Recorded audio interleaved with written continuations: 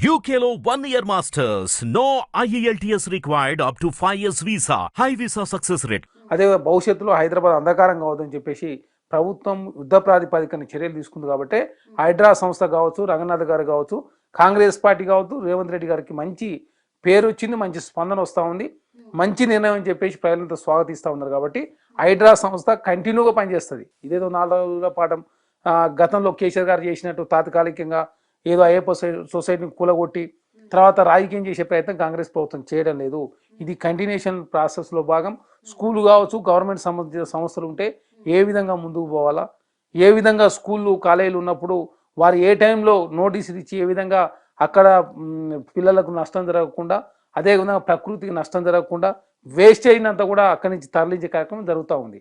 కాబట్టి ఇది ఒక యుద్ధ ప్రాతిపదికన కావచ్చు, ఒక ప్లానింగ్ తోటే హైడ్రా సంస్థ ముందుకు పోతా ఉంది తప్ప ఇది వేగ్గా ఏర్పాటు చేసిన సంస్థ కాదు, ఏర్పాటు చేసింది కాదంటారు. ఓకే సార్, ఇప్పుడు హైడ్రాది నెక్స్ట్ టార్గెట్ అయితే మరి ఓవైసీ వైపు కూడా వెళ్ళే ఇదిగా ఉంది, అందుకని మరి ఓవైసీని టచ్ చేయగలదంటారా?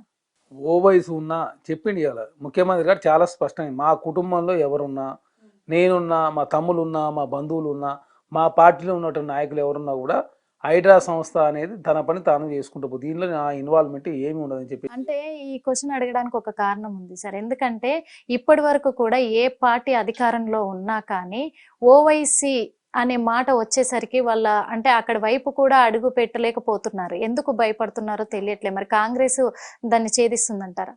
ఇప్పుడు కాంగ్రెస్ ప్రభుత్వం వచ్చిన తర్వాత ఓల్డ్ సిటీకి మేము మెట్రోని విస్తరించినాం, చంద్రాయనగుట్ట నుంచి ఎయిర్పోర్ట్కు మెట్రోని విస్తరించినాం, అదే కాకుండా గచ్చిబౌలి నుంచి కూడా ఓల్డ్ సిటీ మీదుగా శంషాబాద్కు మెట్రో విస్తరణ జరిగింది.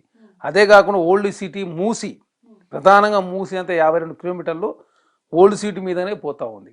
అదే కాకుండా మిరాలం చెరువును ట్యాంక్ బండ్ చేయాలని చెప్పేసి ప్రభుత్వం భావించింది, అక్కడ కూడా ఆ ఏర్పాటు జరుగుతూ ఉన్నాయి.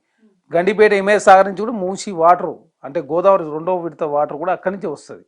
కాబట్టి ఓల్డ్ సిటీ అనేది ఓవైసీ ఎంఐఎం పార్టీ అడ్డ కాదు, అది ప్రజలది. తెలంగాణ రాష్ట్రంలో ప్రజలు వాళ్ళు కూడా తెలంగాణలో అంతర్భాగం కాబట్టి మూసిని కావచ్చు, అదేవిధంగా ఓల్డ్ సిటీని సుందరీకరణ చేయాలని చెప్పి ప్రభుత్వం భావిస్తూ ఉంది.